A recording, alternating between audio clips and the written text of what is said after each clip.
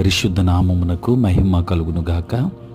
క్రీస్తునందు ప్రియ దేవుని బిడలారా, ప్రభు అయిన యేసు క్రీస్తు పరిశుద్ధ నామములో మీ అందరికీ ఈ ఉదయకాల శుభములు తెలియచేయచ్చు ఉన్నాను. ఈ దినమంతయు మీకు మీ కుటుంబానికి దీవెనకరముగాను ఆశీర్వాదకరముగాను దేవుడు అనుగ్రహించాలని మీ కొరకై ప్రార్థిస్తూ ఉన్నాను.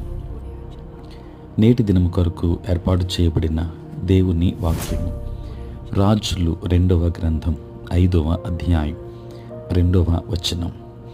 సిరియనులు గుంపు గుంపులుగా బయలుదేరి ఇశ్రాయేలు దేశము మీదికి పోయి ఉండిరి. వారచ్చట నుండి ఒక చిన్నదాని చెరగుని తేగ, అది నయమాను భార్యకు పరిచారము చేయుచుండెను. ప్రియులారా, నేటి దినము కొరకు ఏర్పాటు చేయబడిన ధ్యానాంశము క్షమాపణ ఫలం. ప్రియులారా, పాప క్షమాపణను తెచ్చి తన వలె మన హృదయాలను క్షమించే హృదయాలుగా మార్చడానికి యేసయ్య వచ్చారు. నయమాను కుష్ఠరోగం స్వస్థతకు మించిన ఉత్తమ క్షమాపణ ఫలం మరొకటి లేదు. ఇది ఎలీషా ద్వారా ప్రభువు చేసిన ఒక గొప్ప అద్భుతం. అయినా క్షమించాలని నిర్ణయించుకున్న చిన్న అమ్మాయి లేకుంటే అదెన్నడూ జరిగేది కాదు.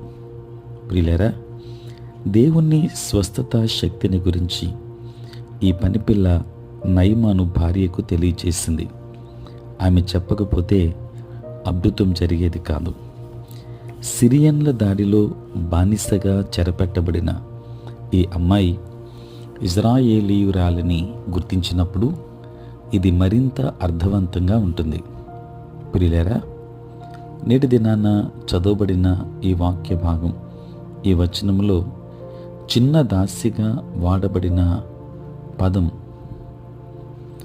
బాల్యత్వానికి పెద్ద వయస్సుకు మధ్యలో ఉన్న యవనస్తురాలు అని అర్థం. నిశ్చయముగా ఆమె స్వంతగా ఇక జీవించడం లేదని దాని అర్థం. ఆమెను తల్లిదండ్రుల నుండి తీసుకుని వచ్చారు. సిరియన్ల చేత ఆమె తల్లిదండ్రులు చంపబడవచ్చు, లేక వారు కూడా బానిసలుగా రావడం సాధ్యమే.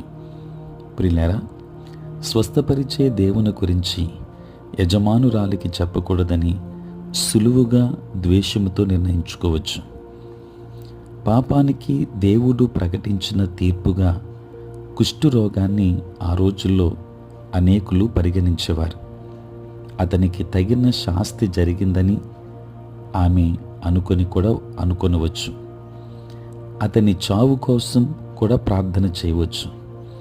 దానికి బదులు యజమాని పట్ల పట్టింపును, కనికరాన్ని చూపెట్టింది ఆ చిన్న అమ్మాయి. ప్రియులారా, సిరియా సైన్యంలోని ఉన్నతాధికారిని ముట్టడానికి దేవుడు ఆమెను సాధనముగా వాడుకునేలా అనుమతించింది. ఉన్న చోటనే క్షమించి దేవుణ్ణి సేవించాలని నిర్ణయించుకుంది. కనుక అనేక మంది సిరియన్లు ప్రభువును నమ్మారు అనడంలో ఏమాత్రం సందేహం లేదు. ప్రియులారా, నీ గతాన్ని మార్చలేవు, కానీ భవిష్యత్తును, ఇతరులను ఎలా ప్రభావితం చేయగలవనే దాన్ని నిర్ణయించగలవు. నీ పరిస్థితి ఏదైనప్పటికీ నాటబడిన చోటే వికసించండి. నిన్ను బాధ పెట్టిన వారిని చేరితే దేవుని తాకిడికి వారు స్పందించడం సాధ్యమే. కనుక దేవుని ప్రేమను కలిగి ఉందాం. ప్రభు మనకిచ్చిన ఆ క్షమాపణ హృదయాన్ని కలిగి ఉందాం. దైవాశీర్వాదాలు మనం పొందుకుందాం. దేవుడు మిమ్మల్ని, మీ కుటుంబాన్ని దీవించి ఆశీర్వదించునుగాక. ఆమేన్. ప్రార్థన. పరిశుద్ధుడా, ప్రేమ కలిగిన మా తండ్రి, మీ పరిశుద్ధ నామమునకై వందనాలు, స్తుతులు, స్తోత్రాలు చెల్లిస్తున్నాం నాయన. ప్రభువా, రాత్రంతయు కాపాడి సంరక్షించి సుఖనిద్రను మాకు దయచేసి మా జీవితంలో మరి ఒక నూతన దినాన్ని మేము చూడగలిగే భాగ్యాన్ని ప్రభు మీరు మాకు ఇచ్చినందులకే స్తోత్రాలు. ప్రభు ఈ దినమంతా కూడా మీ సన్నిధి మాతో ఉంచండి. మీ ప్రసన్నత మాకు దయచేయండి. నేటి మా పనులలోనూ, ప్రయాణములలోనూ, పరిచర్యలోనూ మీరే తోడుగా ఉండండి. దేవానికి స్తోత్రాలు. ప్రభువా, ఈ సమయంలో తండ్రి, నేటి దినాన ఎవరైతే అనారోగ్యాలతో, బలహీనతలతో ఉన్నారో వారందరినీ కూడా మీరు జ్ఞాపకం చేసుకోండి. ఆరోగ్యమునివ్వండి, సమాధానం దయచేయండి. తండ్రి, నీ స్తోత్రాలు చెల్లిస్తూ ఉన్నాను. దేవానికి వందనాలు. తండ్రి, పుట్టినరోజు, పెళ్లి రోజు జరుపుకొనిచ్చిన బిడ్డలను దీవించండి. నూతన ఆశీర్వాదములు మెండుగా వారికి అనుగ్రహించండి. తండ్రి, అనుదినము ప్రాతకాలపు ధ్యానములు ఏకీభవిస్తున్న ప్రతి బిడ్డను దీవించండి. నీ సేవకులను పరిచర్య చేసే ప్రతి సేవకుని దీవించండి. సార్వత్రిక క్రైస్తవ సంఘాన్ని మీరు ఆశీర్వదించమని, చదువుకుంటున్న బిడ్డలకు తోడై ఉండి జ్ఞానమును వారికి ఇవ్వండి.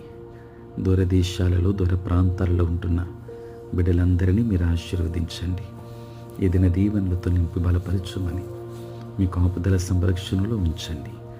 యేసు నామములో ప్రార్థించి వేడుకొనుచున్నాము తండ్రి, ఆమేన్. తండ్రి, కుమార, పరిశుద్ధాత్మ త్రియేక దేవుని దీవెన సదా మీకును మీ కుటుంబానికి తోడై ఉండును గాక.